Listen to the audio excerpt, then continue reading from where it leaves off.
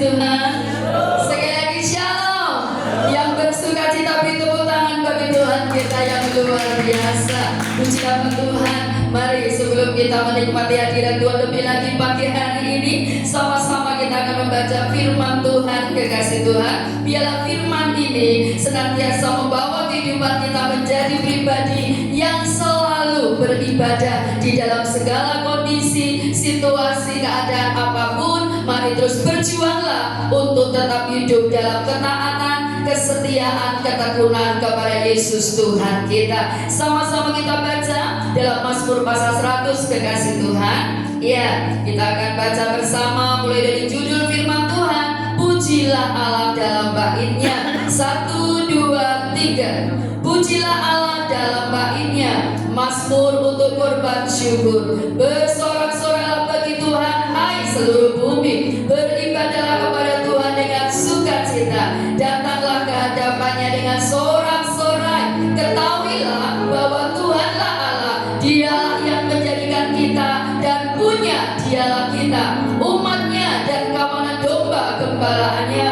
Masuklah melalui pintu gerbangnya dengan nyanyian syukur, ke dalam pelatarannya dengan puji-pujian. Bersyukurlah kepadanya dan pujilah namanya, sebab Tuhan itu baik, kasih setianya untuk selama-lamanya, dan kesetiaannya tetap turun-temurun. Amin. Sekali tepuk tangan bagi Tuhan kita, saudaraku. Kita bersyukur buat segala anugerah Tuhan yang luar biasa Tuhan limpahkan dalam kehidupan setiap kita. Mari Bapak Ibu sudah dikasih Tuhan, datanglah kepada Bapa kita di dalam Yesus dengan segenap hati, dengan kesungguhan hati. Sebab firman Tuhan katakan, Tuhan menyediakan upah bagi setiap orang yang sungguh-sungguh mencari Dia. Biarlah pagi hari ini Tuhan mendapatkan kehidupan kita. Saya dan Bapak Ibu Saudara adalah para hamba-Nya, anak-anak-Nya yang senantiasa mencari Tuhan dengan kesungguhan hati. Sebab kita tahu hanya dalam hadirat Tuhan saja ada kekuatan, saudaraku. Hingga patakara mayasini, hinakara mayasini, rabatayasini. Terima kasih Bapa. Sungguh hati kami berlimpah dengan ucapan syukur kepadamu buat segala penyertaan Tuhan dalam kehidupan setiap kami. Waktu demi waktu, hari lepas hari, bahkan bulan berganti bulan, juga tahun berganti tahun. Sungguh kami nikmati penyertaan-Mu luar biasa. Kasih setiamu Tuhan tidak pernah berkesudahan dalam kehidupan setiap kami. Dan pagi ini kami mengakui kalau kami boleh ada sebagaimana kami ada hari ini, semua karena anugerah Tuhan, semua karena kebaikan Tuhan, semua karena penyertaan Tuhan, semua karena kesempatan yang masih Tuhan berikan dalam hidup setiap kami, untuk kami boleh lebih lagi menjadi pribadi yang semakin hidup di dalam kebenaran. Terima kasih ya Bapakku. Dari hari Sabat di pagi yang luar biasa, hari ini hari yang Tuhan berkati, kami para hamba-Mu dan seluruh umat manusia untuk lebih lagi mempersembahkan hidup ini bagi kemuliaan nama-Mu. Datanglah kerajaan-Mu ya Tuhan. Jadilah kehendak-Mu di tempat ini seperti di surga. Berkat Tuhan turun dalam ibadah raya pagi hari ini. Dan setiap umat akan pulang dari tempat ini tidak seperti ketika mereka datang, tetapi sesuatu yang baru, tarian Tuhan yang luar biasa, bahkan perubahan dalam kehidupan boleh terjadi dalam pribadi lepas pribadi kami semua. Terima kasih ya Bapakku. Dalam otoritas-Mu Lampau menyerahkan ibadah raya pagi hari ini dari awal sampai akhirnya. Tutup bungkus setiap kami, tutup bungkus tempat ini, juga tutup bungkus kota dan bangsa kami dalam kuasa darah Kristus. Di dalam nama Tuhan Yesus Kristus, mari yang siap lebih lagi menikmati hadirat Tuhan dan memberikan yang terbaik bagi kemuliaan Yesus Kristus Tuhan kita. Sekali lagi bersama-sama kita katakan amin. Haleluya. Kami tahu Tuhan, dunia boleh berubah, tetapi kasih-Mu tidak pernah berubah.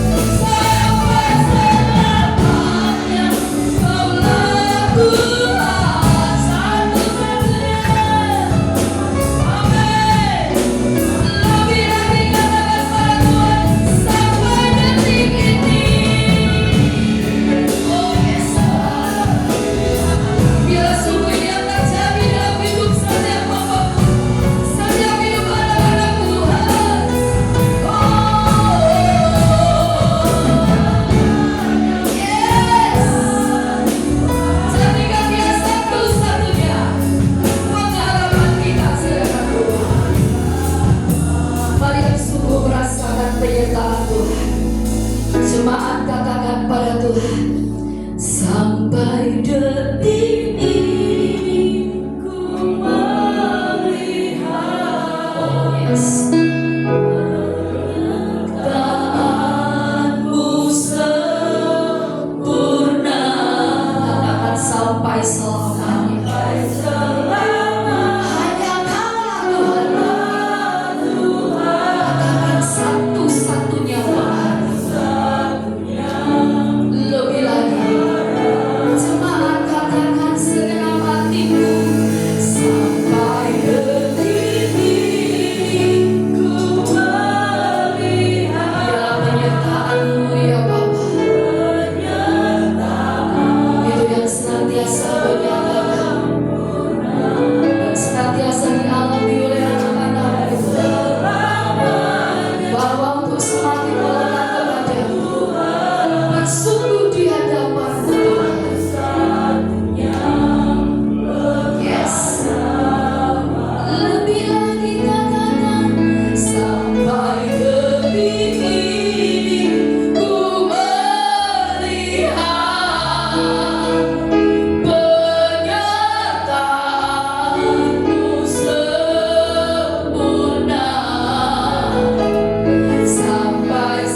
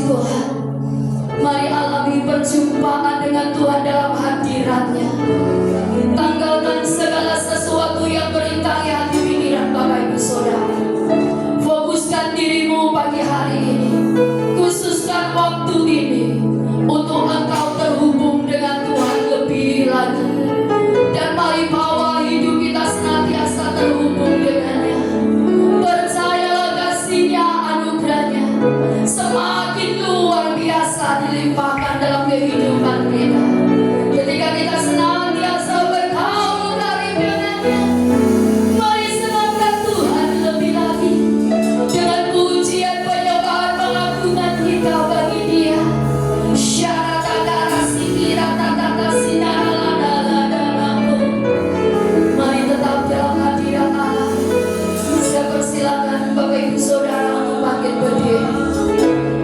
Tetap di dalam hadirat Tuhan, mari angkat hatimu lebih lagi. Angkat suara Bapak Ibu Saudara, sembah Dia. Percayalah di dalam hadirat Tuhan ada kekuatan yang luar biasa.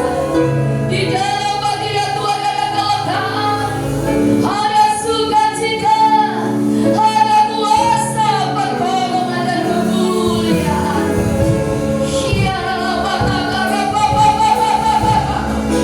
Dia bertahan di atas pujian penyembahan kita.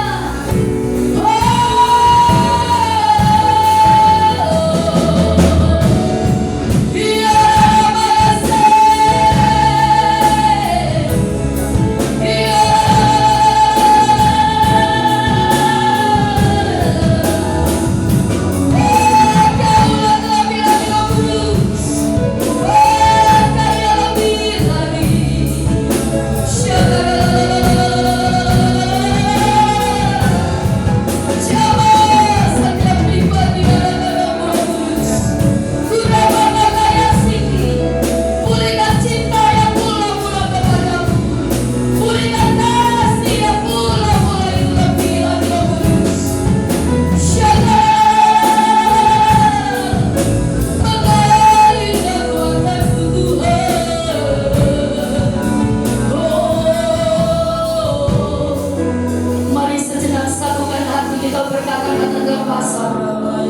izinkan Roh Kudus yang terus menguasai seluruh kehidupan kita, kekasih Tuhan.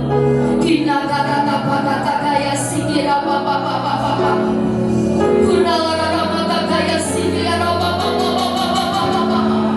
Bangkitkan Rohmu dalam Tuhan, ya. Hanya Roh Kudus yang memampukan engkau menjadi pribadi yang kuat di dalam Tuhan.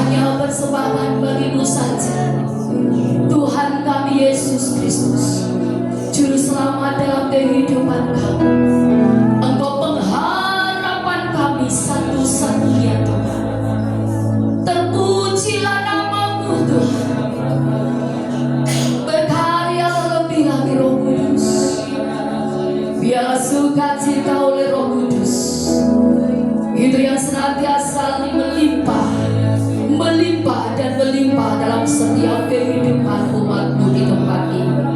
Terima kasih Roh Kudus. Mari kasih Tuhan. Engkau yang mau memuji Tuhan lebih lagi, dan engkau percaya kuasa Tuhan makin dinyatakan dalam kehidupan. Kasih Tuhan. Dengan penuh iman, angkat kedua tangan Bapak Ibu Saudara di hadapan Tuhan. Mari angkat wajahmu di hadapannya. Pandang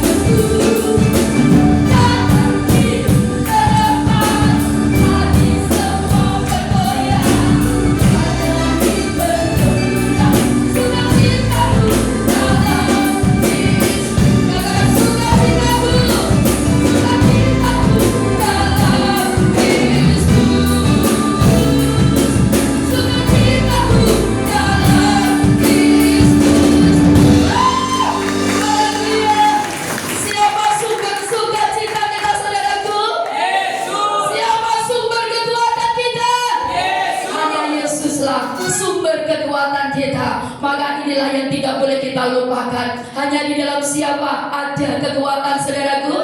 Di dalam hadirat Tuhan. Karena Yesuslah sumber kekuatan kita. Dia sumber sukacita kita. Mari yang percaya, serukan perkataan iman kita dengan sungguh-sungguh. 1, 2, 3. Yesusku luar biasa. Hidupku pasti luar biasa. Tepuk tangan terbaik bagi Tuhan kita. Haleluya.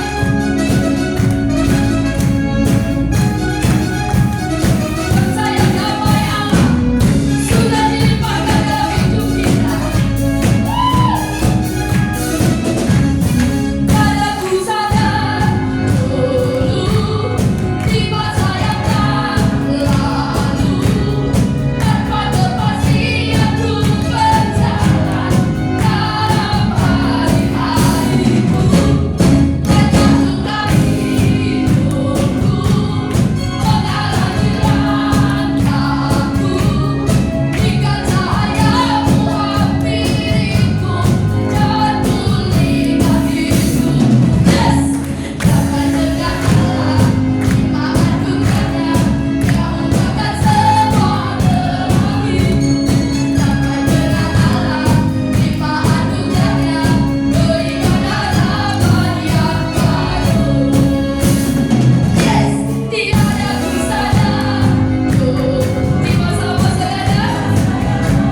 Yes, kita berjalan tanpa kepastian, tapi sekarang bersama Yesus semua pasti, saudaraku. Yes, hanya luka hidupku mengalami langkahku. Hingga cahaya hampiriku dan pulihkan hidup. Yes, damai dengan Allah, iman bukannya yang ungkapkan semua terakhir. Damai dengan Allah, iman bukannya. Marilah perkataan kita, damai. Damai dengan Allah, iman bukannya yang ungkapkan semua terakhir. Damai dengan Allah, iman bukannya berikan harapan yang baru. Yes, percaya ada pengharapan yang baru di dalam Yesus Kristus Tuhan kita. Yang percaya katakan amin. Haleluya. Semua katakan damai dengan Allah, iman bukannya yang ungkapkan semua terakhir. Damai dengan Allah, iman bukannya berikan harapan yang baru. Damai dengan Allah, iman bukannya yang ungkapkan semua terakhir. Damai dengan Allah, iman bukannya berikan. Semua katakan damai. Damai dengan Allah. Berikan harapan yang baru. Berikan harapan yang baru. Berikan harapan yang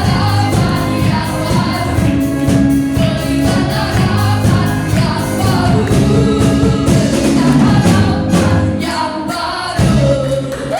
Saudara-saudara berikan kita percaya ada pengharapan yang baru dalam Yesus Tuhan. Amin. Firman Tuhan katakan pengharapan di dalam Yesus tidak pernah apa, saudaraku?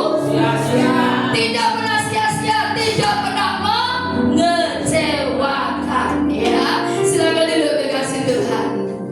Kalau pengharapan kepada manusia cepat atau lambat, engkau dan saya pasti alami kecewa. Tetapi pengharapan di dalam Yesus, di dalam Roma berkata, pengharapan dalam Yesus tidak pernah mengecewakan. Yes, yang percaya katakan amin. Kasih salam dulu dong. Ya, pada saudara kita katakan berharap saja sama Tuhan Yesus. Iya, kasih tahu pada saudara kita. Karena kalau kita nggak waspada di masa-masa akhir zaman ini, saudara, dengan kehidupan yang semakin sulit, semakin sukar, semakin tidak menentu, pengharapan kita bisa dibelokkan. Kita nggak lagi berharap pada Tuhan sepenuhnya, tapi kita berharap pada manusia. Kita Kita harap mereka bisa terus menolong kita. Waspadalah saudara. Firman Tuhan berkata, terkutuklah orang yang mengandalkan manusia, yang menaruh harapannya pada manusia. Yes. Jadi mari berjuanglah. Sekalipun hidup tidak semakin mudah, tetapkan hati Bapak Ibu Saudara, juga termasuk saya, itu pasti saudara. Jadikan Yesus saja pengharapan kita, karena di dalam Kristus ada harapan yang baru. Tidak usah takut saudara. Bapa kita di dalam Yesus, Dia sanggup melakukan segala perkara yang luar biasa. Bahkan hal yang tidak terduga itu Tuhan sanggup menyatakan di dalam kehidupan setiap kita, ketika kita menjadi pribadi yang sepenuhnya mengandalkan Tuhan dan menaruh pengharapan hanya kepada Yesus Kristus Tuhan. Luar biasa. Lanjutkan karya-Mu lebih lagi ya Tuhanku. Biar setiap pujian yang kami naikkan kepadamu membangkitkan iman kami lebih lagi. Bahkan roh kami makin dibangkitkan di dalam Engkau, bahwa Engkau sudah mengubah segala kekelaman itu ya Tuhan. Karena Engkau pengharapan yang luar biasa. Engkau sudah memberikan pengharapan yang baru dalam setiap kehidupan kami, ketika kami percaya penuh dan hidup di dalam firman-Mu. Berkaryalah lebih lagi Roh Kudus. Kami mau terus Engkau baharui, kami mau terus Engkau bentuk ya Tuhan, untuk hidup seturut dengan kehendak-Mu. Dan kesempatan pagi yang luar biasa, pagi yang indah ini, kami rindu untuk Engkau berbicara kepada kami lebih dan lebih lagi melalui setiap firman-Mu, melalui hamba-Mu yang sudah Engkau utus untuk sebentar menyampaikan setiap kehendak Tuhan, kebenaran yang sejati di dalam kehidupan setiap kami umat-Mu di tempat ini. Dan pagi hari ini Bapa, sebelum kami menikmati makanan rohani, berkat-berkat dari firman-Mu, kami umat-Mu pun bersyukur untuk setiap berkat jasmani yang Tuhan limpahkan dalam hidup setiap kami, yang Tuhan percayakan dalam kehidupan setiap kami. Kami tahu dalam setiap berkat itu ada gandum, ada benih. Gandum untuk kami nikmati dan benih itu untuk kami tabur. Mari ya Bapakku, biarlah karakter dan kehidupan seperti Ishak itu tetap ada Kau dapatkan dalam hidup kami. Meski di masa sulit, di masa kelaparan, di masa sukar, biarlah kami terus menabur benih itu ya Tuhan. Karena kami tahu tidak ada taburan yang sia-sia ketika kami melakukannya dengan kesungguhan hati, dengan penuh sukacita. Dan kami percaya sungguh apa yang kami lakukan di dalam Tuhan, Engkau Bapa yang memperhitungkannya. Dan biarlah segala sesuatu yang kami lakukan hanya satu tujuan kami, untuk kemuliaan Yesus Kristus Tuhan. Terima kasih ya Bapakku. Mari Roh Kudus berkarya lebih lagi, baik melalui setiap firman-Mu, melalui hamba-Mu ya Tuhan. Kami mau hidup kami terus diperbaharui menjadi seperti-Mu Yesus, sebab kami adalah anak-anak-Mu. Terima kasih Bapa. Sekali lagi tutup bungkus setiap kami senantiasa dalam kuasa darah Kristus.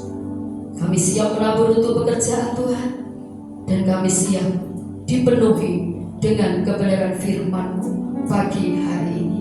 Di dalam nama Tuhan Yesus Kristus, yang siap bersekutu dengan firman Tuhan dan siap memberi yang terbaik untuk Tuhan, bersama-sama kita katakan amin. Puji Tuhan. Sambil kita berikan yang terbaik, siapkan hidup kita untuk menerima setiap kebenaran firman Tuhan pagi ini. Kami percaya Tuhan, Engkau Tuhan yang tidak pernah terlambat. Percaya dengan penuh iman kekasih Tuhan. Tuhan tak pernah terlambat dan tak pernah terlalu cepat. Tuhan selalu tepat waktu. Amin. Dia tak pernah ingat janji. Percaya, katakan, kuasa-Mu sungguh tak terbatas. Percayalah, Dia tidak pernah ingat janji.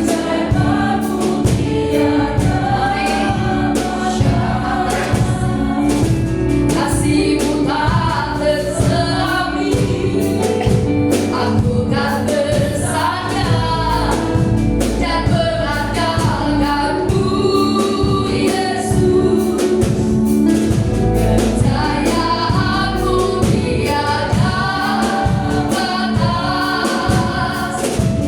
Kebesaran-Mu tiada batas. Percaya dengan iman, katakan, sebab bagi-Mu Tuhan tiada yang mustahil. Ku aman dalam-Mu.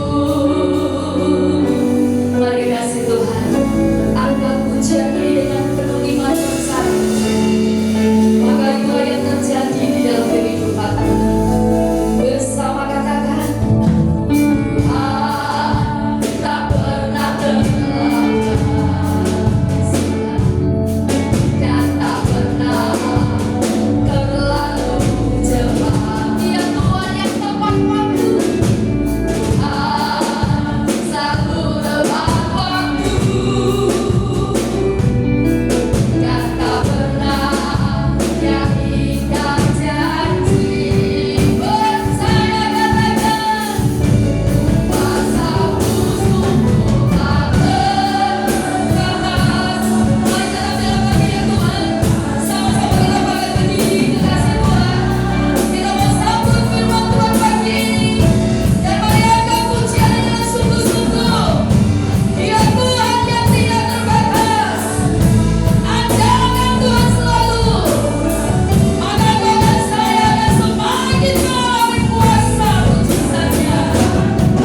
Yes. Oh, kebesaran-Mu tiada batas. Bagi-Mu Tuhan, amin. Tiada yang mustahil. Ku aman dalam-Mu. Oh, kuasa-Mu Tuhan sungguh tak terbatas. Ajaib-Mu tiada batas. Kasih-Mu tak terselami. Amin. Aku kan bersandar dan berandalkan-Mu, Yesus. Kepercayaan-Mu tiada batas. Kebesaran-Mu tiada batas.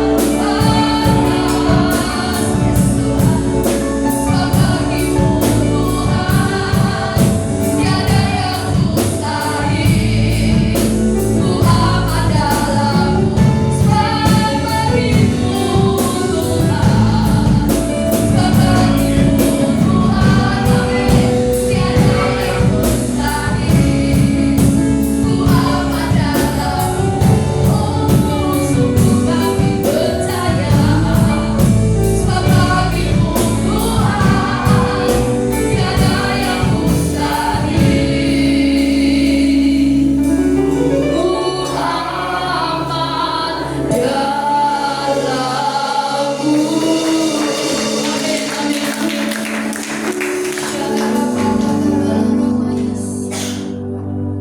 Amin, amin, amin.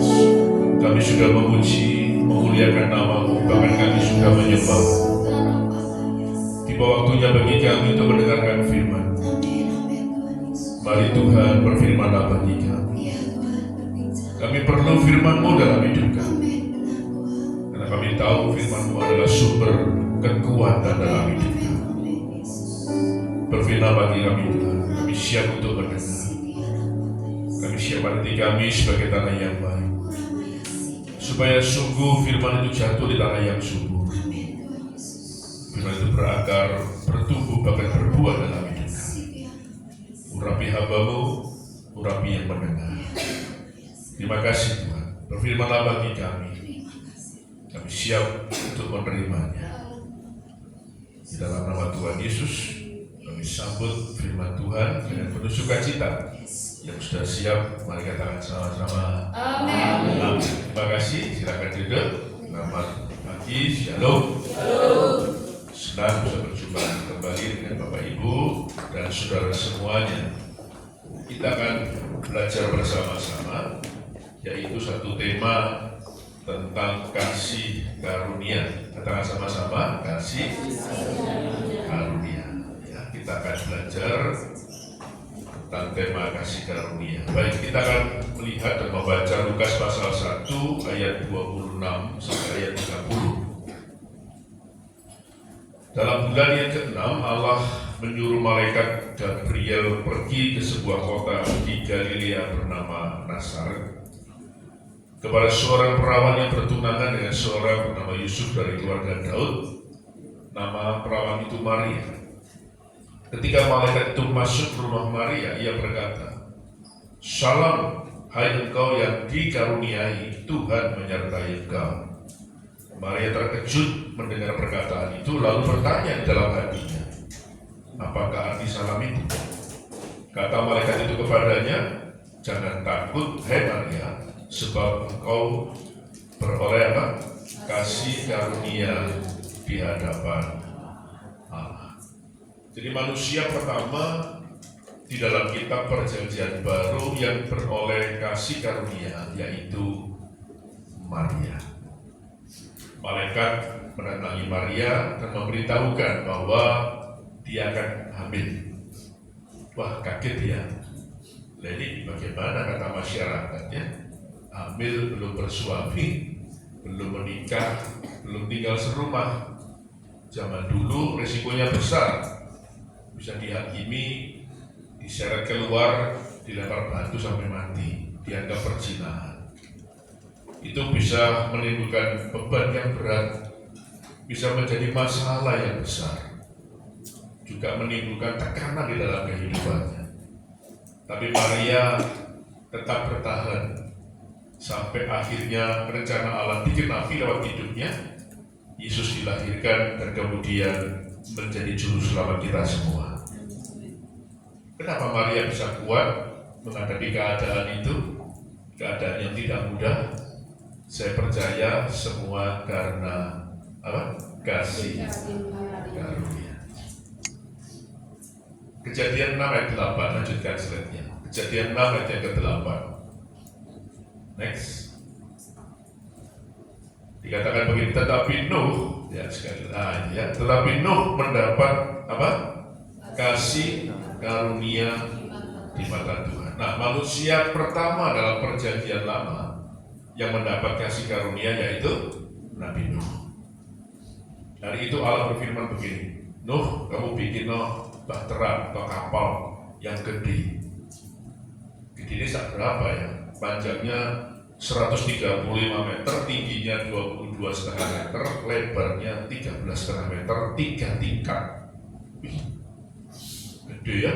Kata para insinyur itu tergandeng bisa masuk 450 sudah. Ya, saking gedenya ya. Terus Tuhan ngomong gini, nanti aku turunkan hujan 40 hari, 40 malam. Banjirnya 150 hari. Wih, berarti dibinasakan semua ini. Bahkan Alkitab menceritakan benar-benar terjadi. Nuh bisa keluar dari kapal itu setelah 314 hari. Sorry sih jemek. Itu. Dan benar terjadi loh gitu ya. Nah, pada waktu Allah berfirman suruh bikin bahtera, Nuh ini ngomong sama masyarakat, Tuhan mau turunkan hujan 40 hari 40 malam. Nanti banjir itu 150 hari, berarti 5 bulan.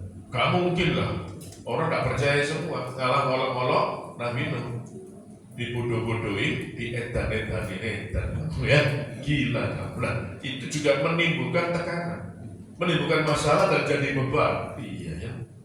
Tapi ini orang luar biasa. Kondisi apapun ditekan kayak gitu, diolok-olok, dicaci maki, hancur. Tetap dia mengumpulkan bahan, dia bangun. Berapa tahun dia bangun menyelesaikan kapal itu? 100 tahun.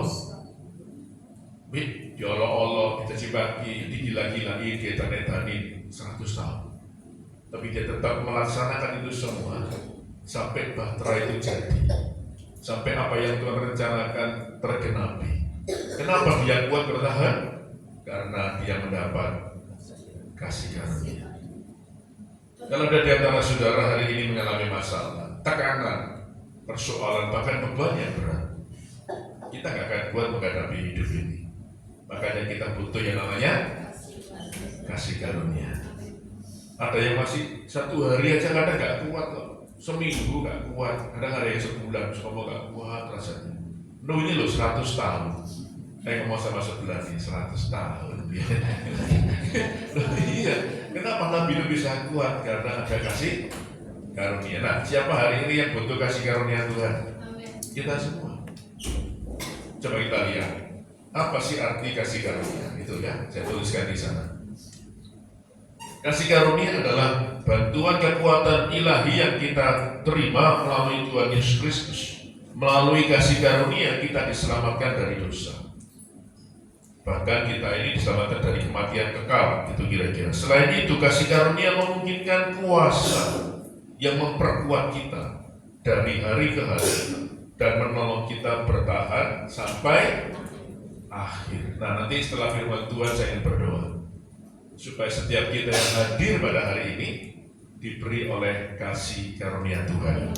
Bahkan kasih karunia yang lebih besar yang membuat kita kuat, bertahan menghadapi segala musim, ya segala situasi dan kondisi. Dan saya percaya dengan kasih karunia-Nya setiap kita akan mengalami kemenangan demi kemenangan. Ya, tepuk tangan dulu bagi kita. Kita masuk lebih jauh sekarang. Di dalam kitab Perjanjian Baru ada 5 macam kasih karunia. Ada berapa? 5 macam. Ya, kita akan belajar sekarang. Yang pertama yaitu kasih karunia teguh berdiri. Kasih karunia apa? Teguh berdiri. Roma pasal 5 itu yang kedua, oleh Dia kita juga beroleh jalan masuk oleh iman kepada kasih karunia ini. Di dalam kasih karunia ini kita apa? Berdiri. Dan kita berpegang dalam pengharapan akan menerima kemuliaan Allah. Lihat, Maria bisa melewati keadaan itu. Nabi itu juga bisa melewati keadaan itu. Kita juga percaya kita bisa melewati masa-masa yang lalu yang begitu berat dalam hidup kita. Semua karena kasih karunia. Di dalam Yohanes pasal 15 saya akan tuliskan di situ. Yesus berkata, memang di luar aku, kata Tuhan Yesus, kamu tidak bisa berbuat apa-apa. Jadi memang Dialah sumber karunia dalam kehidupan kita. Dialah sumber kekuatan dalam hidup kita, dan Dialah sumber jawaban dalam hidup kita. Amin. Jadi hari ini mari kita andalkan kasih karunia Tuhan, supaya kita tetap kuat berdiri menghadapi apapun. Namanya masalah, pergumulan, persoalan seringkali datang tidak yang kita harapkan, betul. Terus kita ngomong gini, kok iso ya? Aku ngalami kayak gini. Sakit, waduh kok iso ya saya sakit kayak gini. Masalah kerjaan, kok bisa kerjaanku kayak gini. Saudara, dalam hidup ini apapun bisa terjadi. Iya kan? Masalah, pergumulan, gak diundang, dia datang. Makanya dalam hidup jangan suka bikin masalah. Masalah itu datang sendiri. Saya usah belai, coba masalah tak bilang gitu. Masalah itu terlalu dewi, gak usah diundang. Tapi saya percaya apapun situasi kondisi kita hari ini, apapun masalah pergumulan kita hari ini, apapun masalah tekanan beban yang berdalam hidup kita, kita pasti kuat. Karena kita percaya ada kasih karunia Tuhan menyertai kita. Tepuk tangan lagi bagi kita.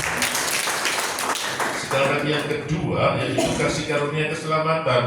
Yang kedua ini apa? Kasih karunia keselamatan. Ini agak panjang sedikit ya, penting sekali. Yang kedua ini kasih karunia keselamatan. Efesus pasal 2 ayat yang ke-8.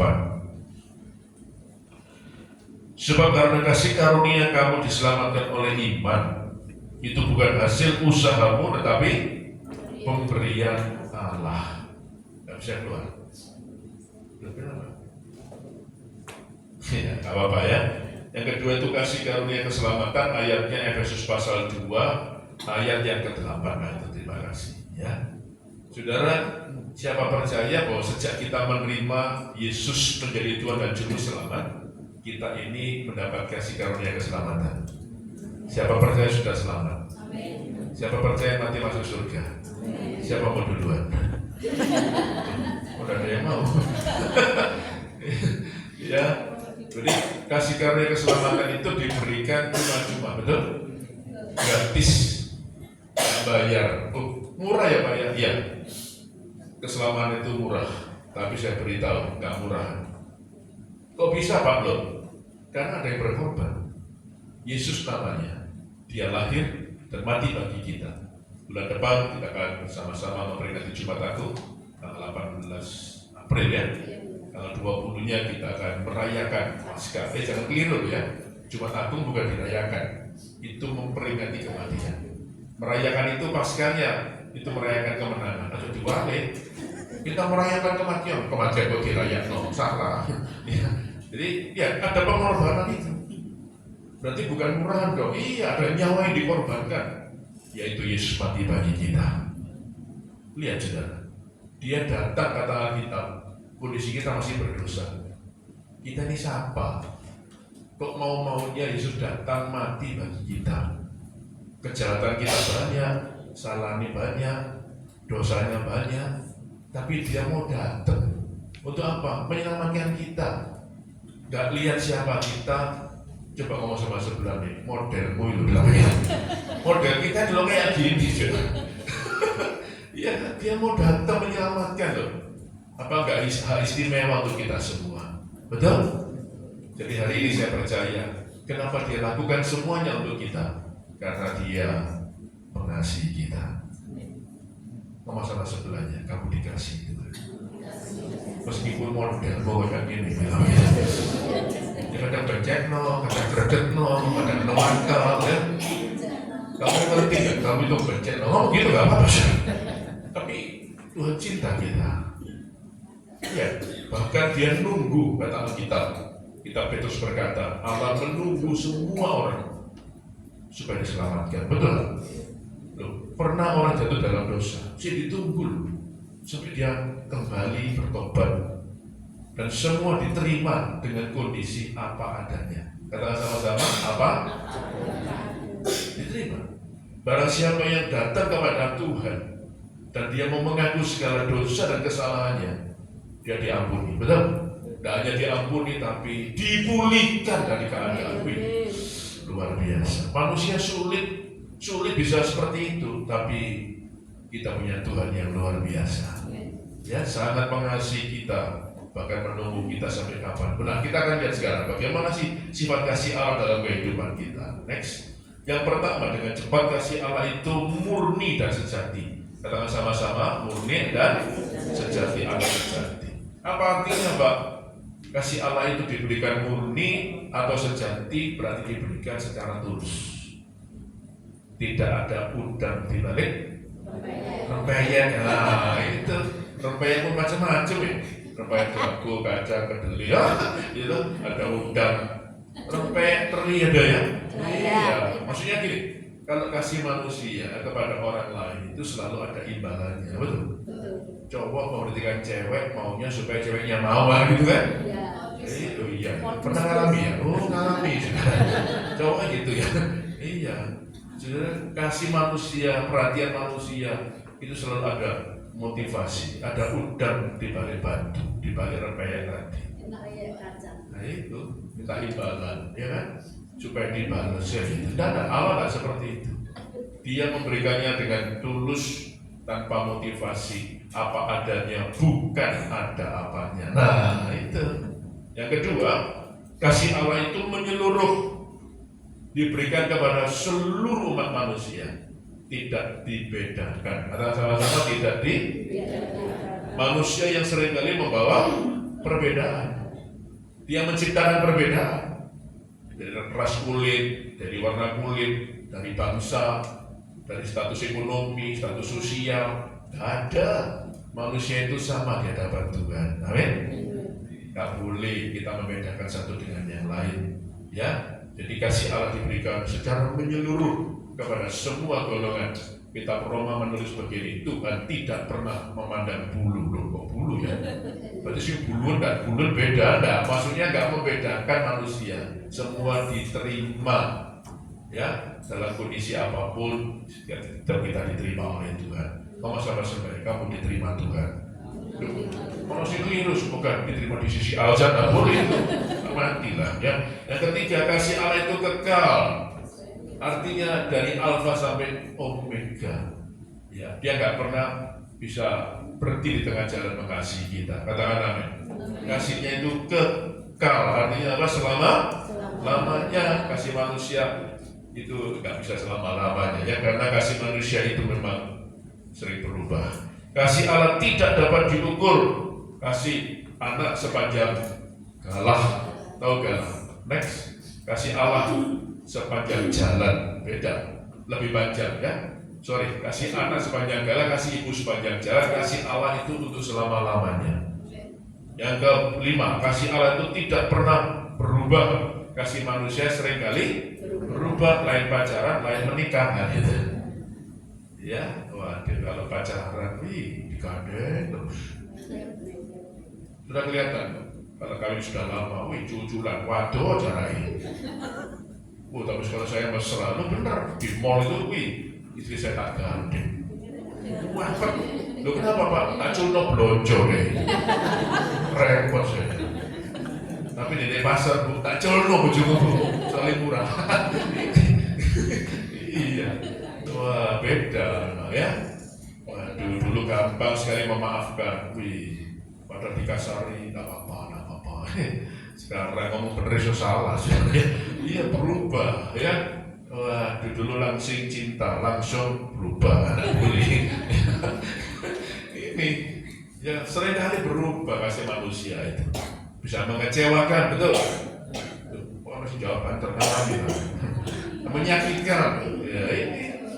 Wah, ya, tapi kasih Tuhan itu gak pernah berubah. Dia selalu mengampuni, memaafkan kita. Amin. Kasih Allah itu berkorban. Buktinya lu sudah ada gitu loh. Allah merubah dirinya jadi seorang manusia. Allah yang besar, loh sudah enak-enak bersemayam di surga, turun jadi manusia. Lahir di kandang yang hina, coba. Empatinya, ngetes sih. Diajar dulu ya kan. Dicambuk 39 kali. Pikul salib apa taduri, dituju diludahi. Cambuknya ditarik sampai brodol. Ini berat. Itu filmnya Passion of the Christ ya kayak gitu itu. Lukas yang menggambarkan semuanya. Dia lakukan semuanya karena dia mengasihi kita, ya. Dia berkorban. Dia datang itu tujuannya kan bagus. Mau nolong manusia, mau melayani manusia, betul? Dan menyelamatkan manusia dari dosa. Loh, kok ada yang nangkep loh ya kan? Ini kan ketidakadilan. Barang siapa yang mengaku kepadanya sebenarnya diselamatkan, kok nggak mau kan gitu, malah disalibkan.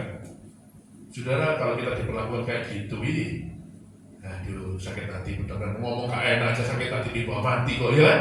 Jadi didol sama Yudas, coba Pak, dijual berapa Pak? 30 keping perak, siapa yang jual? Lo murid lo. Tahu angka 30 keping perak? Harga jual seorang budak pada zaman itu. Harga diri, martabat, derajat Yesus diturunkan kayak budak. Sudah dijual, disiksa, coba ya? Apa tak berkorban? Jadi kita percaya bahwa Dia sangat mengasihi kita. Amin. Nah, kita lihat lagi sekarang. Kalau begitu ya, kita lihat sekarang apa yang Allah telah perbuat untuk kita. Nah, ini dia. Yang pertama, Ia mengampuni dosa kita dan menyelamatkan kita. Bagaimanapun keadaan kita, tadi saya katakan kita diterima dan kemudian kita diselamatkan. Percaya sudah. Yohanes 14 berkata, suatu hari bila kita mati, kita sudah punya rumah di surga.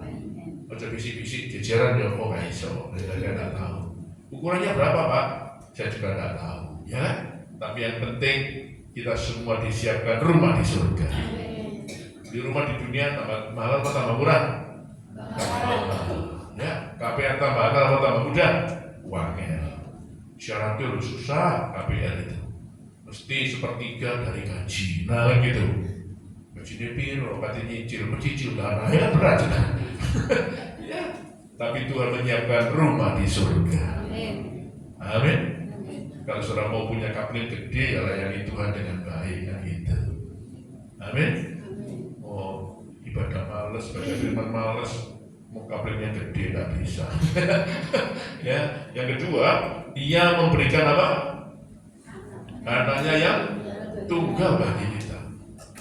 Saya sempat berpikir begini loh, kok bisa ya? Pakai istilah Anda ya. Saudara, bagi orang tua itu loh, anak segala-galanya. Setuju? Bagi anak, orang tua belum tentu segala-galanya. Suatu hari anak saya ngomong begini, Pak, 2 hari lagi aku mau pergi sama teman-temanku keluar kota. Berangkat subuh jam 5 aku dijemput.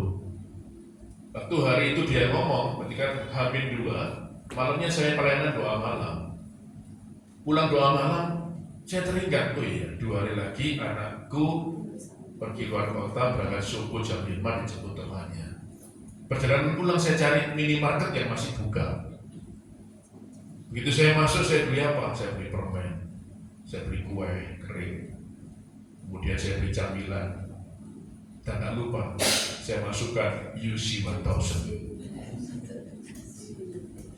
Kemudian 2 hari lagi, kan dia mau dijemput jam 5, saya bangun jam 3, saudara. Setengah 4 mulai tak bangunin dia. Bangun dong, udah sampai telat dijemput. Sudah jemput, mestinya kan bersyukur.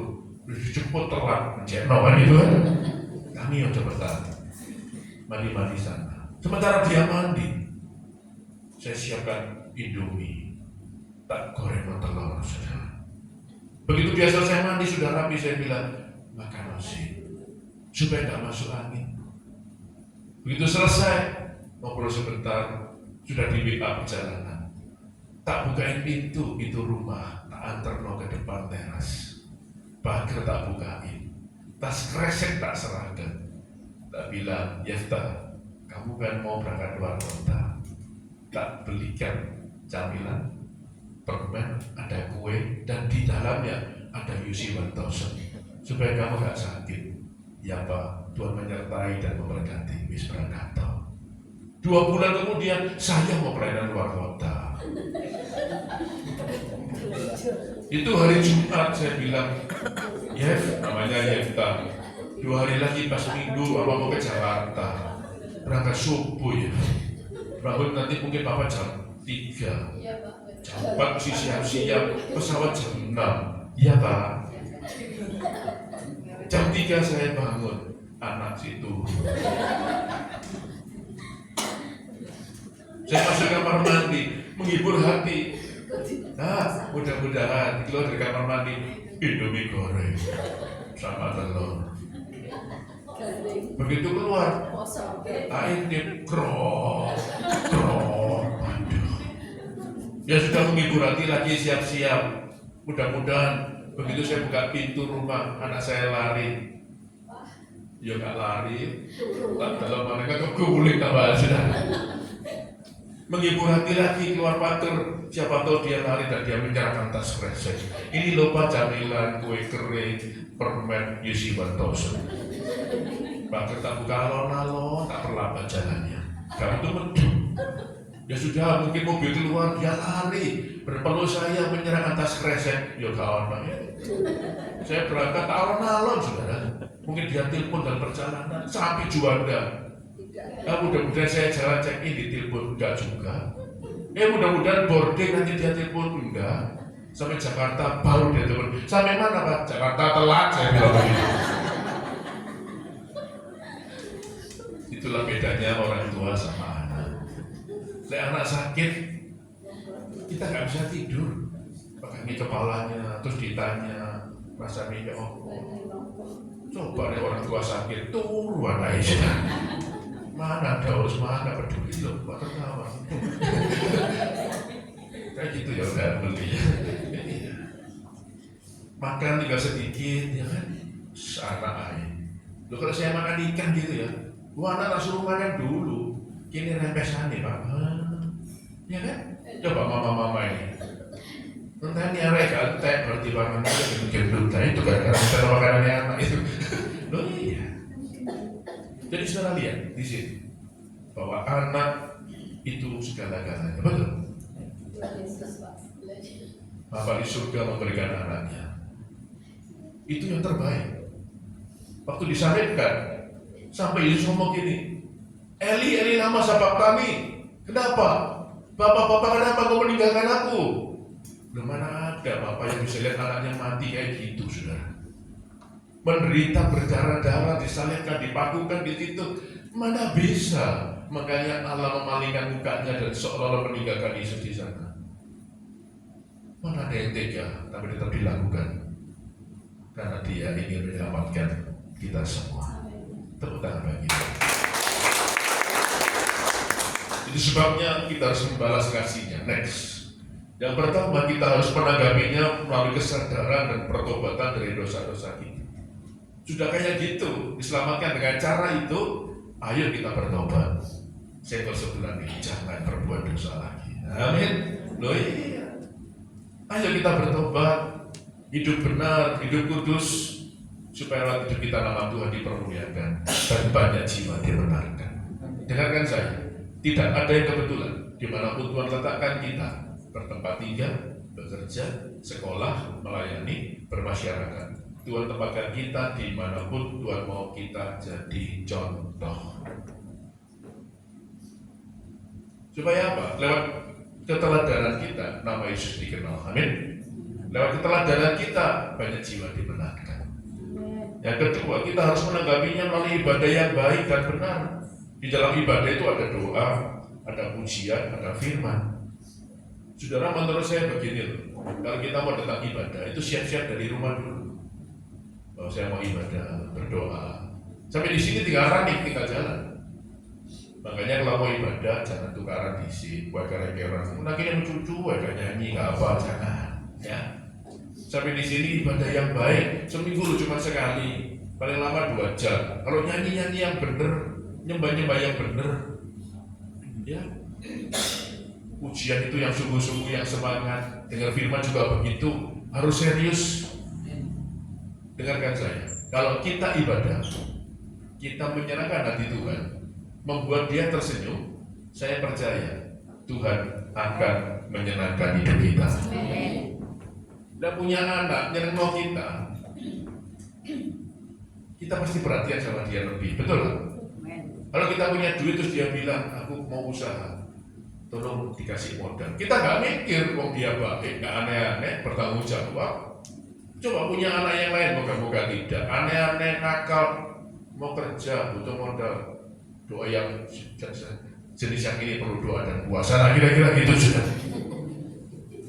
Jadi hari ini saya senang dengan jemaat ini ya. Doa bagus, pujian luar biasa, dengan firman serius. Tepuk tangan dulu dong. Berarti sedang menyenangkan hati Tuhan. Tuhan pasti menyenangkan kita. Tuhan pasti memberkati hidup kita. Amin. Lakukan yang serius dengan Tuhan. Saya berani jamin masa depanmu, masa depan yang cerah dan penuh harapan. Yang ketiga, kita harus menanggapinya dengan taat kepada perintah-perintah. Artinya melakukan firman, melakukan apa yang dia mau. Berat Pak? Enggak. Ada ayat berkata begini, perintah Tuhan itu tidak berat. Loh, kok bisa Pak? Loh, masa kita lupa? Yesus berkata begini, aku akan memberikan Roh Kudus kepadamu. Roh Kudus itu akan menyertai kamu. Ternyata tidak hanya menyertai, dia berkata apa? Dia akan tinggal di dalam kamu. Kalau kita mengandalkan kekuatan kita terbatas, kita nggak bisa menjalankan perintah Tuhan, nggak bisa. Tapi karena ada Roh Kudus yang ada di dalam diri kita dan menyertai kita, maka kita pasti sanggup melakukan firman Tuhan. Yang keempat, kita harus menanggapinya dengan menjadi apa? Saksinya dan memberitakan Injil. Tadi sudah sempat saya singgung, dimanapun kita berada, kita harus menjadi saksinya. Kita sudah menerima keselamatan, bukan hanya untuk kita, tapi kita membagikan kepada orang lain. Siapa yang punya keluarga besar yang belum diselamatkan, belum kan masih ada. Yang punya tetangga yang belum diselamatkan, belum kenal Yesus, itu ada. Yang punya teman, kata yang banyak ya. Itu tugas kita, bukan tugas pendeta saja, penginjil atau rohaniwan, tapi pemberitaan Injil itu tugas kita semua. Karena sama-sama tugas kita semua. Sekarang yang ketiga, kasih karunia melayani. Karena sama-sama kasih karunia. 2 Korintus pasal 8 ayat yang keempat. Dengan kerelaan sendiri mereka meminta dan mendesak kepada kami supaya mereka juga beroleh kasih karunia untuk mengambil bagian dalam pelayanan kepada orang-orang kudus. Ini zamannya Rasul Paulus. Yang nulis ayat ini Rasul Paulus. Zaman itu ternyata untuk ambil bagian dalam melayani gak gampang atau gak mudah. Rasul Paulus ini sangat selektif, diseleksi dengan sangat selektif. Jangan sampai kecolongan, orang yang melayani masih berbuat dosa, jatuh ke dalam dosa, nanti di sini. Jadi benar-benar dipilih. Jadi dengan kata lain, melayani itu gak gampang zaman itu. Nah ini kita hidup dalam zaman anugerah ya. Untuk melayani sebetulnya hal yang mudah. Saudara punya bakat apa, punya talenta apa, ingin melayani bisa daftar, bisa ngomong, nanti di audisi, dilatih, dan sebagainya. Saudara seharusnya sebagai orang Kristen, orang percaya itu ambil bagian dalam melayani. Yesus sudah mengajarkan dia datang bukan untuk dilayani, tapi untuk melayani bahkan sampai mati loh. Nah, kalau kita ngomong soal melayani, setiap orang itu minimal dikasih satu talenta, betul? Jadi harusnya setiap orang punya karunia. Coba cari tahu karunia masing-masing itu apa. Inginnya melayani apa? Lu kan banyak, bisa doa, kunjungan, pemberitaan Injil tadi, musik, ya kan? Nyanyi di sini. Ya, yang suaranya memang enak boleh nyanyi di sini. Yang gak enak tolong jangan daftar, nanti membuat penderitaan bagi jemaat. Ya, udah apa? Misalnya melayani, misalnya mau khotbah, nggak apa-apa. Kalau memang sudah kasih karunia untuk berfirman, menyampaikan firman, khotbah nggak apa-apa. Zaman dulu ada namanya tes karunia. Saya pernah tes 2 kali. Misi 50 pertanyaan. Nanti ada angkanya, terus dijumlah, mengerucut kemana gitu. Saya dapatnya kerasulan 2 kali sama. Ya sudah, saya memang senang di dunia itu ngajar. Ya, kemudian khotbah begitu. Terus kalau sudah tahu karunia di sana diperdalam, diperkuat. Saya ikut sekolah school of preaching, saya ikut kelasnya Jersey public speaking, saya ikut kelasnya Hage Institute untuk mengajar. Jadi tahu diperdalam di sana. Jadi memang kalau sudah tahu karunia di sana ya tolong diperdalam supaya menjadi lebih mampu, lebih apa? Mampu. Tapi jangan berhenti hanya mampu, tapi harus menjadi ahli. Setuju ya? Sayangnya kata ahli itu yang pernah dipakai cuma ahli sedot WC gitu. Dimana-mana ahli sedot WC, hubungi ahli sedot WC. Emang kata-katanya bagus kok dipakai ahli sedot WC. Ahli khotbah, ahli nyanyi, ahli komputer gitu masih. Nah, salah satu contoh misalnya, saya memperdalam di dunia apa? Ngajar khotbah. Saya ikut kelas contoh pegamik. Nah ini perhatikan yang di depannya. Pegamik itu diajarin oleh profesional. Pegamik yang betul kepalan tangan di tengah. Tadi saya nggak berubah. Ini menunjukkan kesiapan kita di depan. Nggak boleh pegamik begini ya, nggak boleh. Ini alergi. Boleh minum alergi. Ya. Terus di sini kok gak niat itu rasanya ya malas. Nggak boleh pegamik yang betul. Kok usah diperkos teman-teman, kok usah murah. Usah, biasa. Jarak dari mulut ke mic itu 10-15 cm. Jangan terlalu dekat loh, kan gak enak. Kado aja gak enak. Di dada hilang separuh, di batuk hilang kabeh. Ya. Kemiringannya berapa? 45 derajat. Jaraknya sudah 10-15. Kemiringannya 45. Jadi suara itu pas masuknya. Belum. Sebagai pengkhotbah harus siapkan bahan. Tidak hanya disiapkan tapi hafal. Lirik dikit, hafal. Bukan terus gini terus, saudara-saudara ngomong gini sih, itu lo kertasnya terus kayak apa? Atau lihat atas tuh dicecel, ditekan gitu, nggak boleh. Terus cuma dilihat semua dilihat. Kalau di panggung di sana ya di balkon dilihat semua muter. Loh saya pernah ngisi gereja GPPS Surabaya Sawahan Pusat, doa malam itu 1000 lebih. Khotbahnya di tengah, semua duduk melingkar. Khotbah itu muter aja ya. Oh ya. Dan terus di belakang ini kan mereka suka. Ya sudah harus belajar. Nah, cuma dilihat semua. Terutama yang sering kali dilihat adalah yang tidak respon. Wangop, ini telur, sampai ngangop. Tapi medeni, ngangop dimpetut. Ada yang main handphone terus, harus dilihat. Ngobrol, harus dilihat. Kalau misalnya pengkhotbah, lihat orang main handphone misalnya. Terus kita hindari. Ngobrol, kita hindari. Titik-titik matinya itu banyak. Suasana drop karena gak perhatian. Justru yang ngobrol dilihat terus sampai gak ngobrol, pindah. Wah itu main handphone, dilihat terus sampai sumpah gak suka tasawat iki, pro gitu. Itu. Jadi kita harus bisa menghidupkan titik-titik mati supaya hidup semua. Itu mempengaruhi suasana. Menyiapkan hatinya juga pada saat selesai firman, kemudian disuruh berdiri nyanyi itu langsung masuk ke hadirat Tuhan. Gak nunggu motor-motor boleh ada. Ya kan semua titik matinya banyak. Suruh nyanyi itu kayak orang bingung terus bingung gak bisa nyanyi dan semuanya begitu. Itu kan belajar ya. Misalnya cerita, cerita memberi ilustrasi, memberi kesaksian. Kita terjebak. Itu rumah mau cerita aku ini rumah kesaksian itu rumah kayak orang kasih makan gitu. Itu capek. Yang dengarkan juga capek seperti dijejeli. Terus apa yang harus kita lakukan? Kita harus bercerita menjiwai, mengekspresikan dengan baik. Bukan kita yang masuk dalam diri orang itu, tapi orang itu yang masuk dalam cerita kita. Nah, sudah saya jadikan kan sudah masuk dalam cerita saya. Ya, kalau ceritanya sedih dan semua sampai domblong, ngiler, nangis, gak sadar. Nah, itu kita berhasil. Sampai masuk di dalam jiwa orang itu, sampai masuk dalam roh orang itu. Dan ini kan belajar. Yang awalnya dulu saya nggak tahu, saya belajar dari dunia rohani, juga jasmani, sekuler, tapi di mix yang baik saya ambil.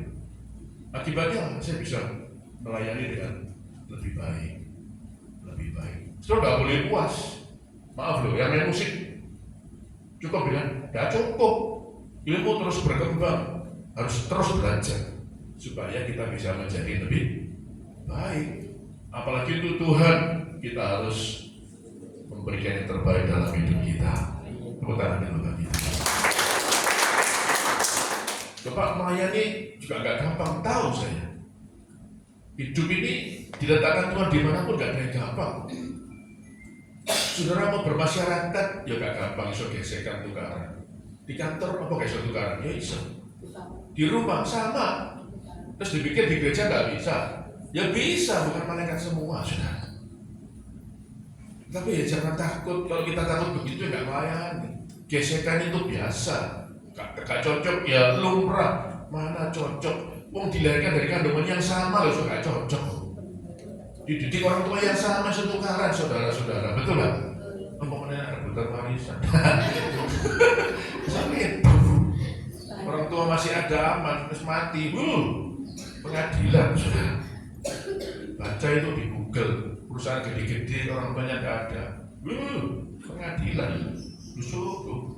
Jadi sudah lumrah di dunia rohani pelayanan sama, namanya manusia.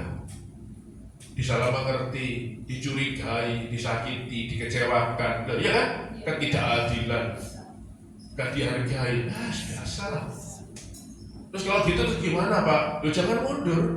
Ingat, kita bukan melayani manusia, tapi kita melayani Tuhan. Amin. Rame-rame atas. Malam-malam tuntas. Maju tak gentar. Hidup atau mati, jangan.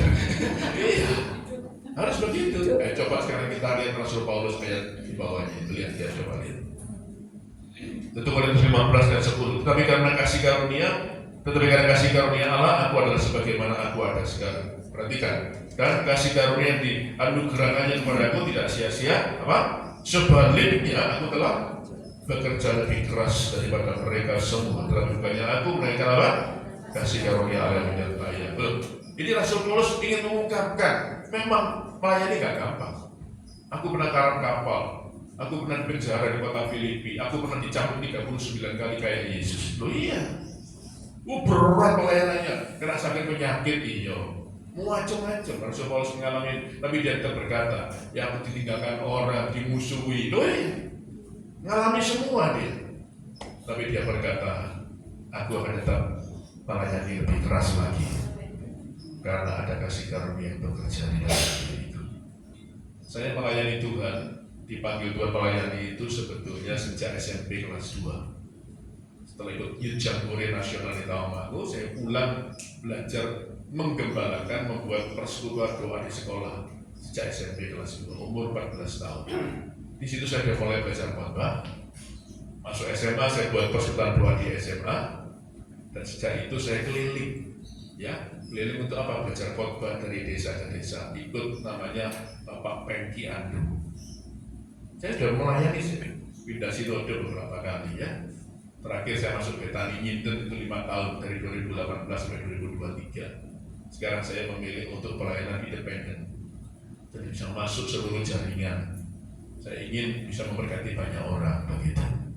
Jadi terdenominasi lah kira-kira begitu. Saya mengalami banyak. Kalau suruh cerita, ceritanya banyak lah ya. Tapi apapun yang terjadi, maju tak gentar, berawira-wira atas, malam-malam atas, harus tetap melayani Tuhan. Ya, tepuk tangan untuk itu. Kalau sudah melayani Tuhan, dikasih kesempatan, dikasih posisi, dikasih jabatan, apalagi tolong jangan bangga. Apalagi sombong, karena semua kasih karunia. Jauhkan itu semua. Orang sombong dan congkak itu musuhnya Tuhan, ditentang oleh Tuhan. Ya, jangan berubah jadi arogan dan gaya. Saya kasih tahu, Tuhan nggak pakai kita, Dia bisa pakai orang lain. Tuhan nggak memberkati kita, Dia bisa berkati orang lain. Dalam tanda kutip, Tuhan nggak butuh kita sebetulnya. Tapi kalau kita bisa ada di sana, semua karena kasih karunia. Yang keempat, yaitu kasih karunia memuji Tuhan. Katakan sama-sama, kasih karunia. Lukas 1:46-49. Lalu kata Maria, jiwaku memuliakan Tuhan dan hatiku bergembira karena Allah juru selamatku, ya, sebab Ia telah memperhatikan kerendahan hamba-Nya. Sesungguhnya mulai dari sekarang segala keturunan akan menyebut aku berbahagia, karena Yang Maha Kuasa telah melakukan perbuatan-perbuatan yang besar kepadaku, dan namanya adalah kudus. Saudara, kalau orang sudah mengalami masalah dan pergumulan, katakanlah Maria juga mengalami itu karena dia hamil sebelum menikah dan bersuami. Dia sudah mengalami pergumulan itu, beban yang berat. Biasanya orang kayak gini mengalami masalah pergumulan, doa malas, baca firman malas, ke gereja malas, nyanyi ya males, apa-apa ya males. Seperti orang pada suhu apa itu? Masa depan suram.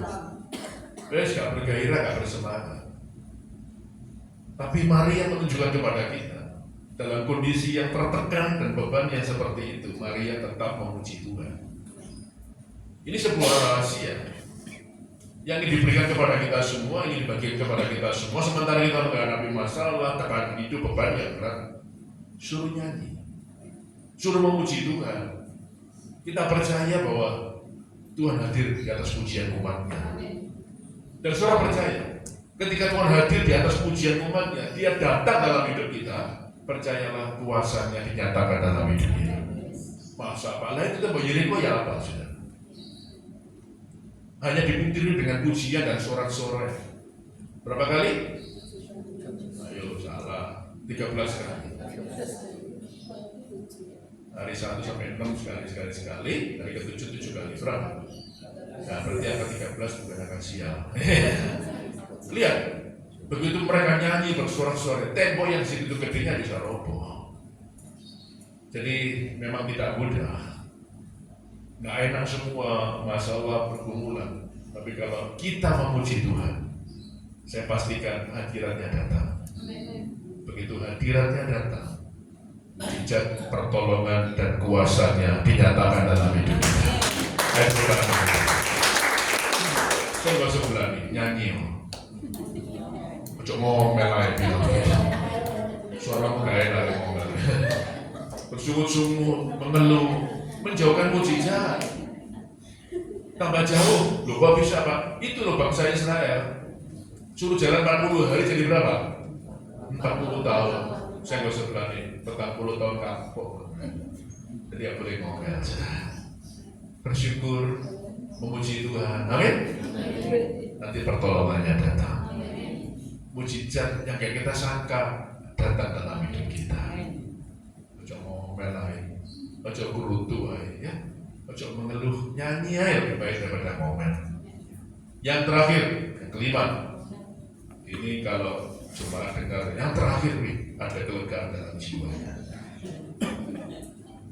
Lego rasanya kabar lima. Kasih karunia yang cukup apa? Kasih karunia yang 2 Korintus 12 ayat 9. Tetapi jawab Tuhan kepadaku, cukuplah kasih karuniaku bagimu. Sebab justru dalam kelemahanlah kuasaku menjadi sempurna. Sebab itu terlebih suka aku bermegah atas kelemahanku, supaya kuasa Kristus turun menaungi aku.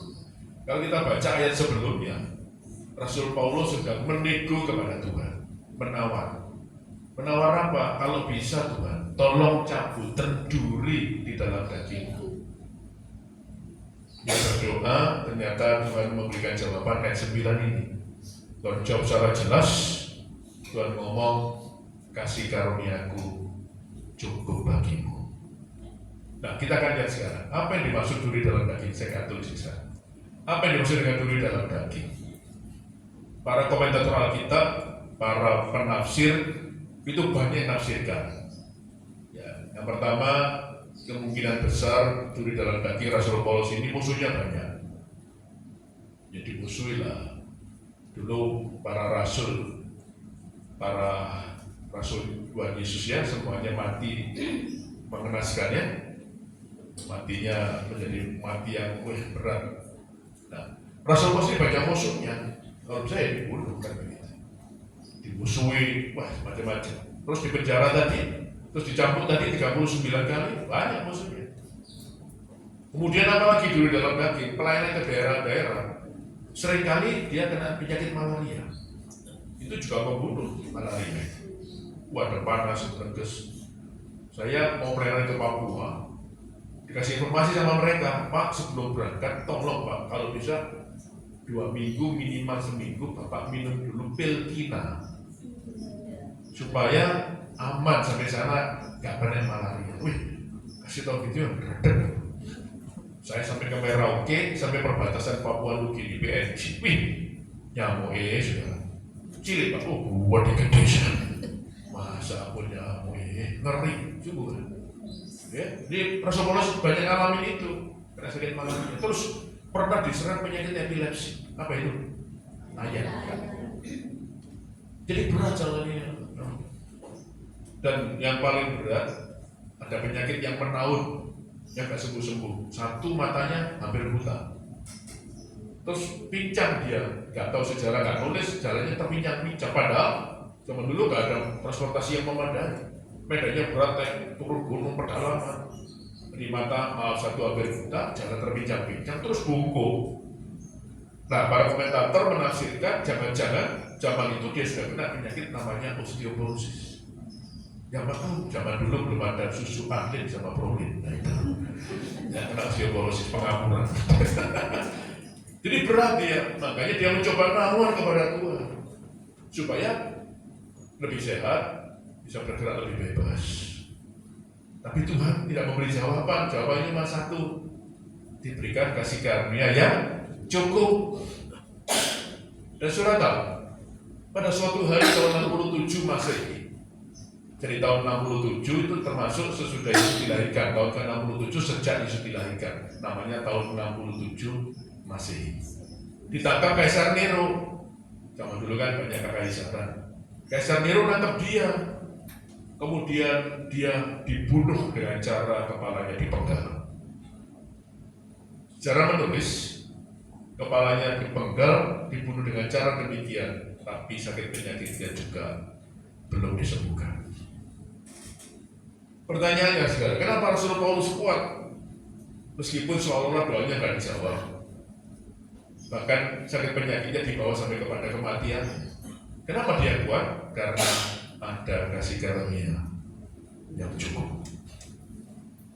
Saudara, saya nggak memungkiri dalam hidup seseorang ada kalanya menghadapi masalah yang tak selesai-selesai. Maaf ya, ada yang menghadapi penyakit yang berat yang tak selesai juga. Tapi kenapa sampai akhirnya orang ini bisa mencapai garis akhir dan menyangkal imannya? Sakitnya dibawa sampai kepada kematian. Kenapa? Dia kuat karena ada kasih karunia yang cukup di dalam dirinya. Rasul Paulus ingin menyampaikan pesan kepada kita semua bahwa goal dalam hidup kita ini bukan tubuh jasmani. Suatu hari kita semua pasti mati. Gak tahu umur berapa, mati dengan cara apa, tempatnya pun kita nggak tahu. Jadi nggak boleh kayak gini ya. Orang mati itu kok ngono, tujuannya kayak nggak boleh sudah. Ada orang makan bakso guyonan telan kepentok mati udah ada sudah. Terus dosa, enggak. Maaf loh, ada yang dibunuh orang. Kita nggak tahu jalan kayak gini. Teman saya jalan pagi umur 56 bangun pagi sakit. Lu nggak enak. Ngomong istrinya, ya bagian dokter apa enggak? Ya dokter ini. Dia selalu nunggu sih, duduk di ruang tamu nunggu istrinya ganti. Mau berangkat, terus mati sudah. Jadi aja nunggu dalam ruang tamu, gampang mati sudah. Iya. Jantri tiket kereta api depan saya, capek dan istirahat dulu. Kalau mau antrinya apa? Dia tempat tempatnya pak duduk sana, mati sudah.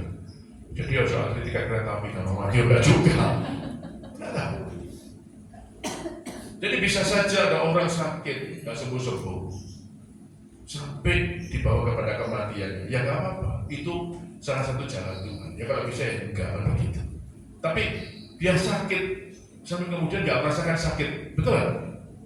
Lu saya dibesuk orang sakit banyak. Dia cerita, saya ini nggak sakit. Dia cerita, pakai aku sih norway. Tapi dia nggak merasakan. Kenapa dia sampai nggak merasakan sakit? Karena ada kasih karunia yang cukup di dalam dirinya. Sampai dibawa kepada kematian. Jadi tenang saudara, nggak apa-apa. Goal kita bukan tubuh jasmani, tapi tubuh roh. Dikuburkan habis, tetap percaya. Roh kita kembali kepada Tuhan.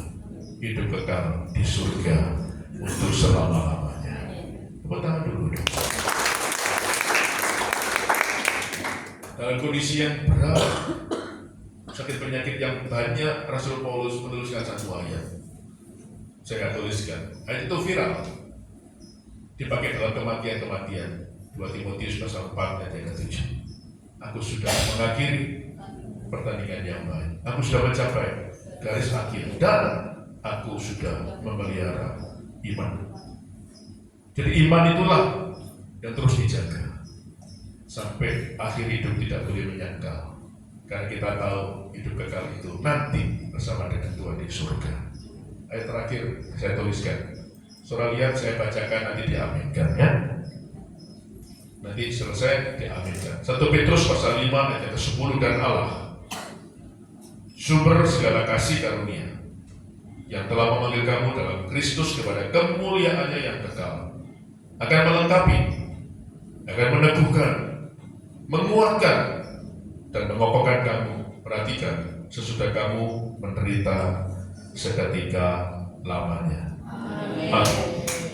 Jadi penderitaan hidupnya itu sebentar, kemuliaan hidup kekal itu selama. Tuhan memberkati. Silakan di musik maju ke depan. Mari kita balik berdiri, nyanyikan sebuah lagu.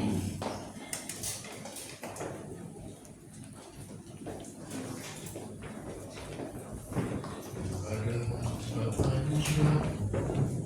Ku ada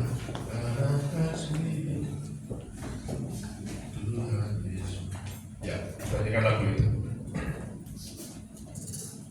Pada sebab anugerah. Kata anugerah sama dengan kasih karunia. Haleluya.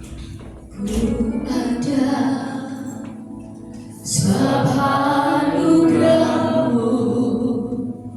Ku ada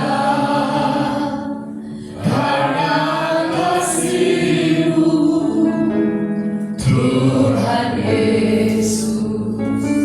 Ku berterima kasih buat kasih rahmat-Mu. Sekali lagi. Ku ada sebab anugerah-Mu. Ku ada karena kasih-Mu, Tuhan Yesus. Ku berterima kasih buat kasih rahmat-Mu. Terima kasih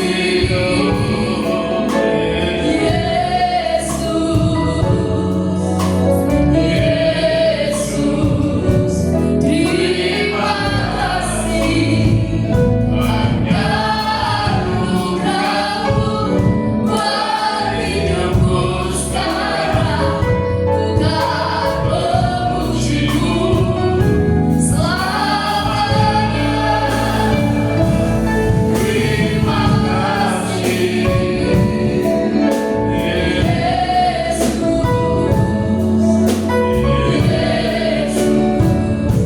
terima kasih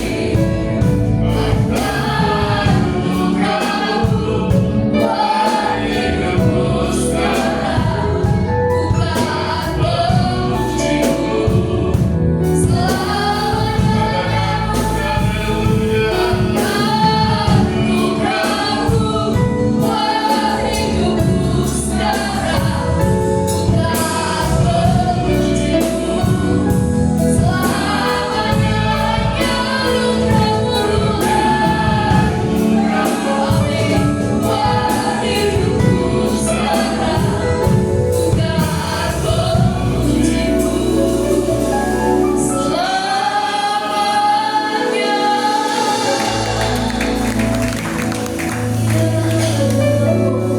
Saya percaya jauh lebih banyak hal yang baik yang Tuhan kerjakan dalam hidup kita dibanding hal yang buruk yang Tuhan izinkan terjadi dalam hidup kita.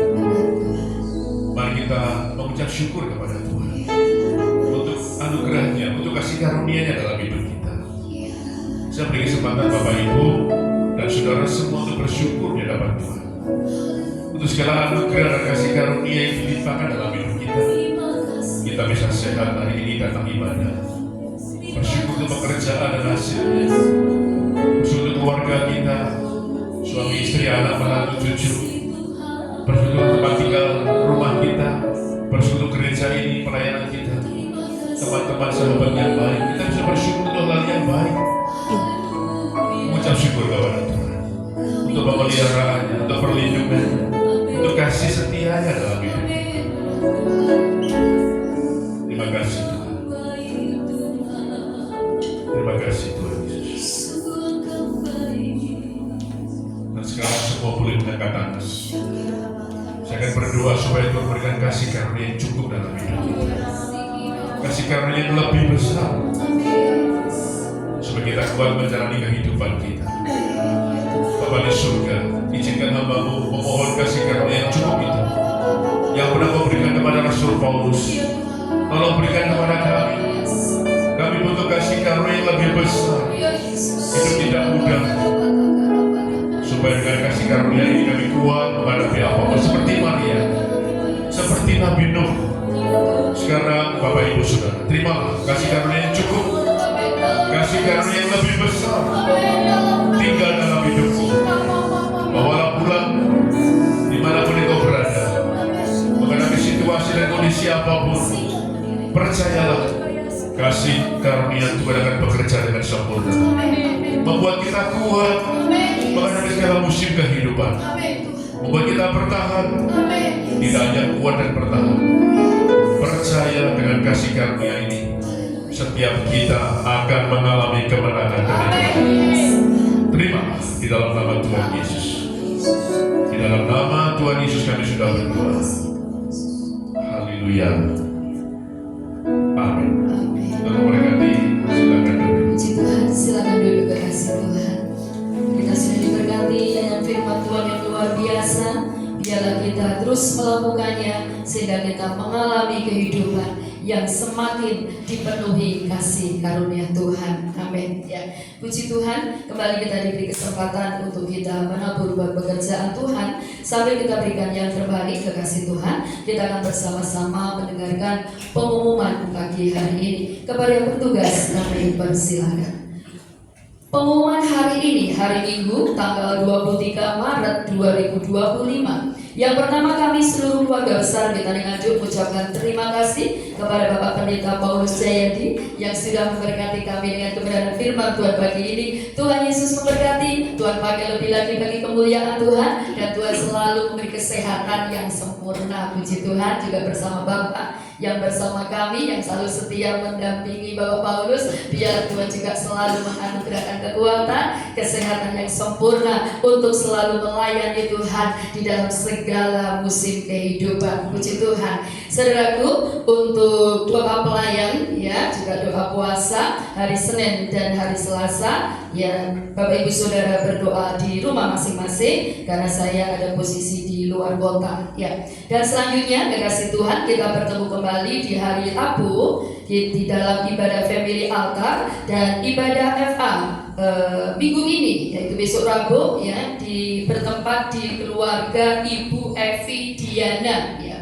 Di keluarga Ibu Evi Diana, tetapi untuk ibadahnya saudara bertempat di gereja ya. Jangan lupa besok Rabu kita kembali bersama-sama untuk membawa hidup, menghargai kasih karunia Tuhan dengan semakin taat setia kepada Yesus Kristus Tuhan kita, hidup beribadah. Mari bangkitkan kesetiaan roh Bapak Ibu Saudara untuk makin setia, makin lebih lagi selagi ada kesempatan ya. Puji Tuhan. Ibadah FA dimulai jam 18.30 atau setengah 7 malam tepat di tempat ini. Selanjutnya kita bertemu kembali di hari Kamis kekasih Tuhan dalam ibadah doa malam dengan jam yang sama, yaitu jam 18.30 atau setengah 7 malam. Selanjutnya para youth akan kembali berkumpul di hari Sabtu jam 18.30 di dalam youth service. Selanjutnya info Paskah. Ibadah peringatan hari Jumat Agung ya, dari kita sudah mendengar dari Bapak Paulus ya, bukan merayakan tapi memperingati ya, yaitu Jumat Agung. Saudara, mari bawa keluarga kita, saudara-saudara kita untuk bersama-sama hadir di dalam ibadah peringatan Jumat Agung pada hari Jumat tanggal 18 April 2025 jam 8.30 di tempat ini, disertai dengan perjamuan kudus. Dan selanjutnya kita akan merayakan kemenangan, yaitu Paskah, kebangkitan Yesus Kristus Tuhan kita di hari Minggu tanggal 20 April 2025 dengan jam yang sama, yaitu jam 8.30 saudaraku, disertai dengan pengambilan ayat Paskah dan souvenir ya. Bapak Ibu Saudara yang rindu untuk menabur dalam Paskah, kami persilakan untuk mengisi amplop Paskah ya. Dan biarlah kita melakukan segala sesuatu senantiasa tertuju kepada Tuhan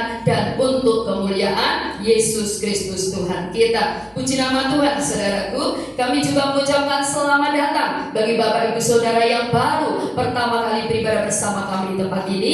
Kehadiran Bapak Ibu Saudara merupakan sukacita kami. Tuhan Yesus memberkati. Yang terakhir kekasih Tuhan, tetap apa? Semangat ya, tetap sehat, tetap kuat di dalam Tuhan. Jangan lupa bahagia, karena hati yang gembira adalah obat yang manjur ya. Kita lihat musim kondisi sekarang ini banyak sekali yang mengalami sakit, tetapi tetaplah bergembira, tetaplah bersukacita, dan hati ini saudara jangan diizinkan untuk dipenuhi hal-hal yang gak penting ya. Bawa diri justru semakin dekat dengan Tuhan. Ketika roh kita kuat, jasmani kita pasti sehat ya. Untuk itu mari tetaplah bersukacita, tetaplah bersyukur menghadapi kehidupan. Di dalam sukacita, kebahagiaan, ada kekuatan, ada mujizat, ada pertolongan, karena hidup kita dipenuhi dengan apa hari ini?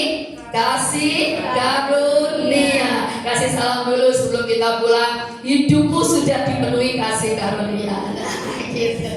Ya, biarlah kasih karunia Tuhan melimpah atas hidup kita hari ini sampai selama-lamanya. Tuhan Yesus memberkati Bapak Ibu Saudara semuanya. Mari sama-sama kita bangkit berdiri, kita akhiri ibadah raya pagi hari ini.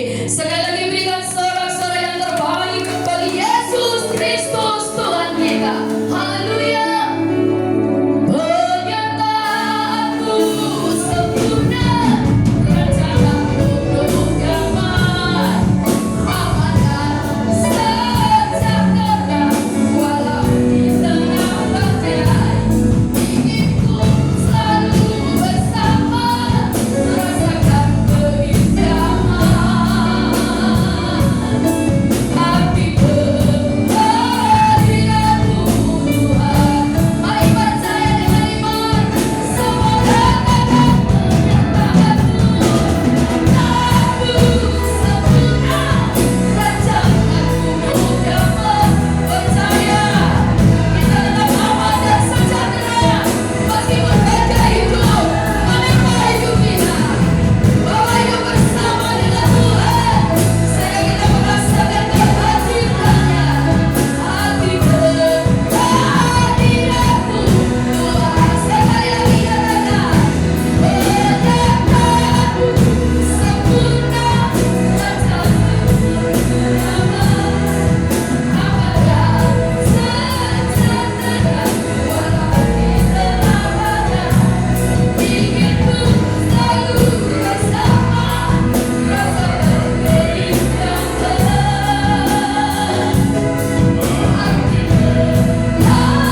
kehadiranmu, arti kehadiranmu Tuhan, arti kehadiranmu,